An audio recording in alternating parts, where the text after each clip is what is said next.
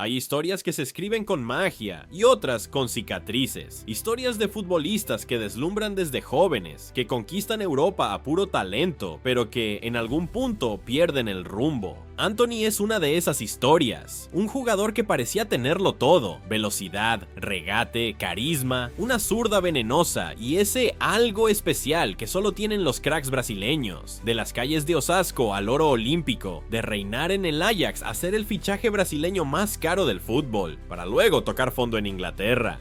Y ahora, desde el sur de España, en el Real Betis, intenta reconstruirse. ¿Lo logrará? Anthony Mateus dos Santos nació el 24 de febrero del 2000 en Osasco, una ciudad obrera del área metropolitana de São Paulo. Desde su nacimiento, la vida le puso obstáculos. Creció en una zona marcada por la pobreza y la violencia. Su familia vivía en una favela, en condiciones humildes, donde muchas veces faltaba lo esencial, pero donde nunca faltaba un balón. A los 10 años llegó a la cantera del São Paulo FC. No fue fácil, era pequeño, delgado y tenía un estilo que a muchos técnicos no les gustaba: gambetas arriesgadas, individualismo, a veces más show que efectividad. Fue rechazado varias veces en pruebas internas, pero siempre volvía, siempre insistía, siempre creía en sí mismo. Tenía claro que si no era por talento, sería por carácter. En 2018, después de una etapa difícil, finalmente logra debutar con el primer equipo. A los 18 años, su nombre empezaba a sonar. No era aún una estrella, pero su talento comenzaba a explotar. Jugaba sin miedo, con una personalidad que llamaba la atención. El São Paulo lo cuidó, lo potenció, pero sabía que su destino estaba en Europa. A principios de 2020, el Ajax de Ámsterdam, uno de los clubes más históricos de Europa en cuanto a desarrollo de talento joven, anunció la contratación de un prometedor extremo brasileño de apenas 19 años, Anthony. El traspaso fue por aproximadamente 15 millones de euros, una cifra importante para el club neerlandés, acostumbrado a buscar diamantes en bruto para luego convertirlos en figuras mundiales. Y Anthony era precisamente eso, un diamante sin pulir, con un talento evidente, pero aún con mucho por aprender.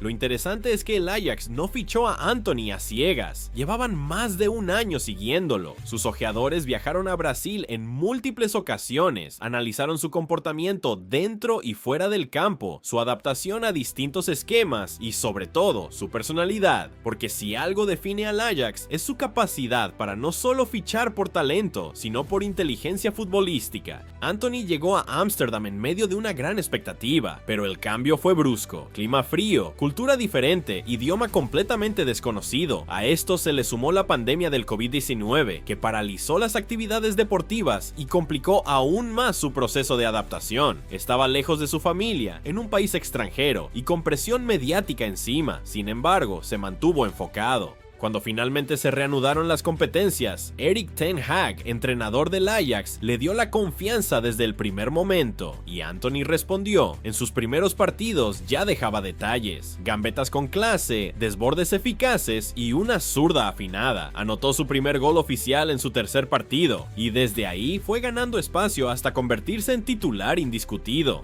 El esquema del Ajax lo favorecía: un 4-3-3 ofensivo, con extremos abiertos y libertad creativa. Anthony jugaba por derecha, a pierna cambiada, con el permiso de moverse hacia el centro para buscar el remate. Su regate era impredecible, pero lo que sorprendía más era su madurez táctica. A pesar de su juventud, entendía cuándo acelerar, cuándo pasar y cómo asociarse.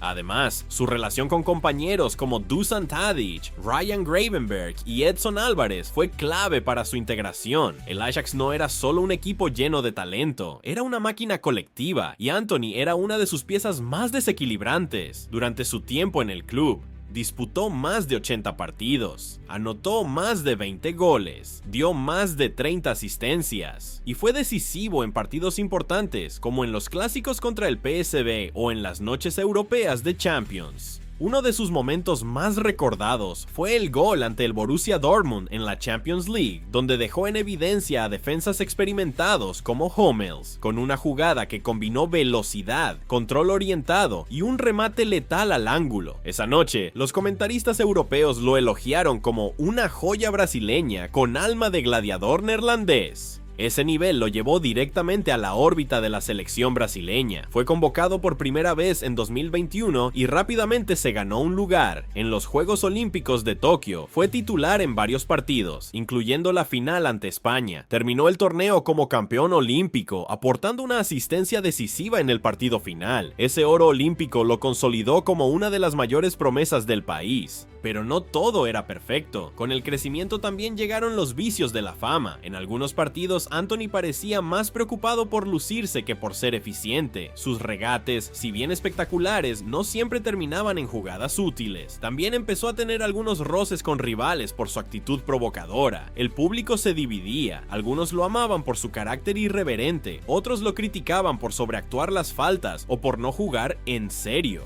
El Ajax, sin embargo, seguía confiando en él. Erik ten Hag lo defendía constantemente en rueda de prensa, asegurando que Anthony tenía el instinto de un artista del balón y eso hay que saber gestionarlo, no apagarlo.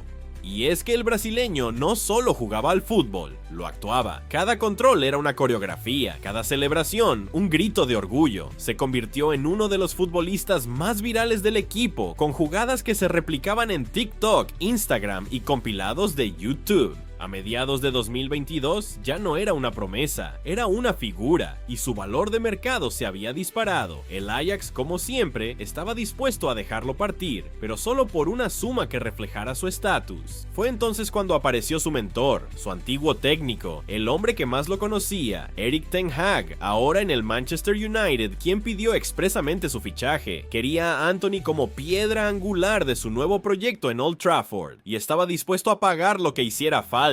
El Ajax resistió hasta que llegó una oferta imposible de rechazar. El verano de 2022 marcó un antes y un después en la carrera de Anthony. El Manchester United, bajo la nueva dirección técnica de Erik ten Hag, pagó una cifra de 95 millones de euros, una de las más altas en la historia del club, para llevarlo a la Premier League. Era, además, el fichaje brasileño más caro de todos los tiempos en ese momento.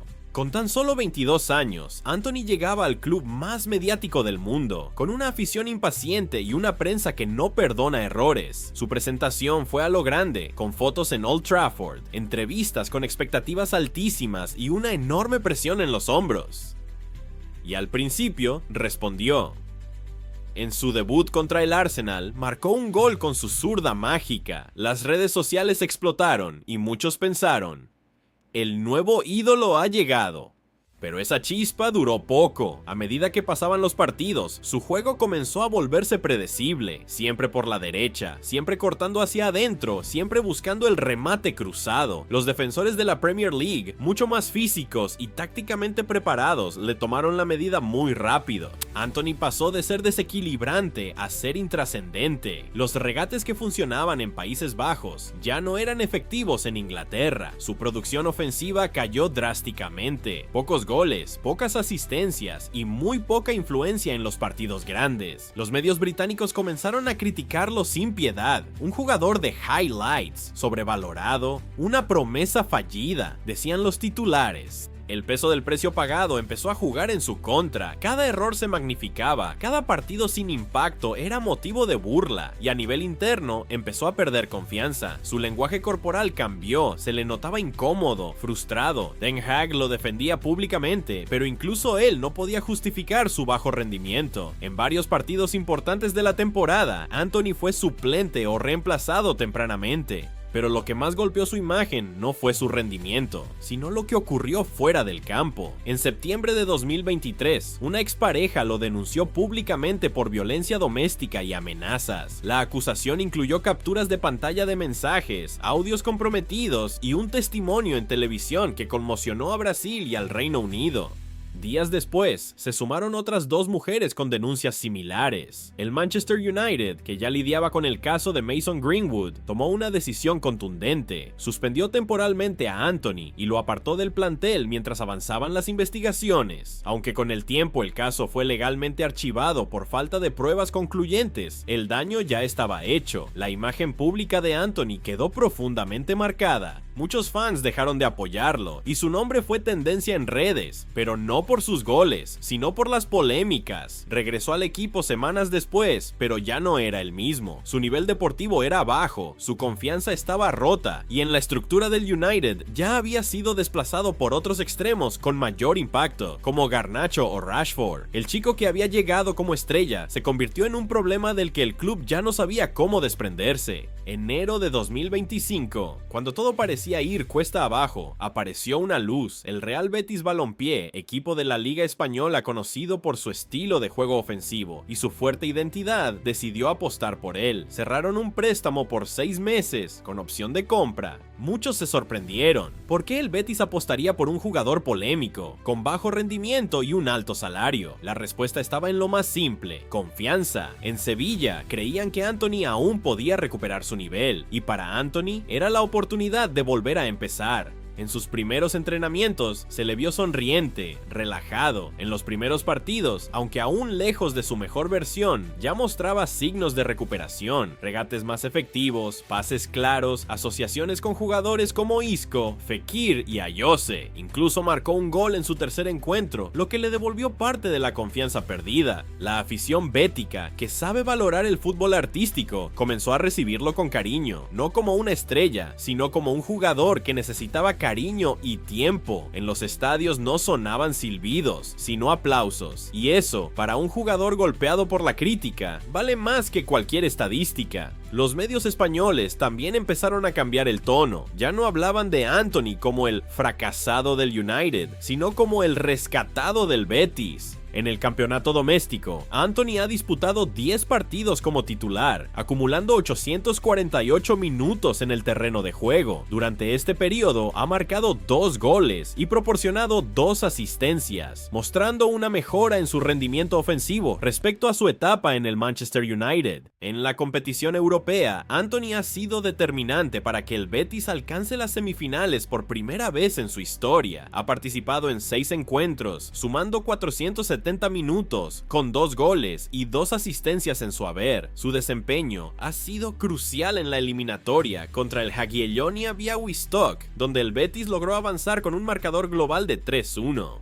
A pesar de su destacado rendimiento, el futuro de Antony en el Betis es incierto. El club andaluz no cuenta con una opción de compra en el acuerdo de cesión, y el Manchester United ha fijado un precio de venta elevado, en torno a los 40 millones de libras. Isco, compañero de equipo, incluso ha sugerido iniciar una campaña de financiación colectiva para retener al brasileño, reflejando la importancia que ha adquirido en el vestuario. La historia de Antony no está ni cerca de terminar. A sus 25 años aún tiene margen de mejora, aún tiene piernas frescas y, lo más importante, tiene una nueva oportunidad. Pudo haberse rendido, pudo haberse escondido, pero eligió empezar de nuevo, y aunque el camino de regreso es más difícil que el de ida, no hay redención sin caída. Quizás no llegue a ser el próximo Neymar, ni el ídolo que soñaron en Old Trafford, pero si logra reencontrarse consigo mismo, con ese chico de Osasco que jugaba descalzo en la calle, entonces ya habrá ganado algo más valioso que un título: su identidad. Porque al final del día, en el fútbol como en la vida, no se trata solo de brillar, sino de volver a encenderse cuando todos creen que tu luz se ha apagado. Y hasta aquí la historia de Antony, por ahora. ¿Será en el Betis donde recupere su magia? Solo el tiempo lo dirá. Si te gustó este video, no olvides dejar tu like, suscribirte y activar la campanita para más historias como esta. Yo soy Wichigol y nos vemos en el próximo partido.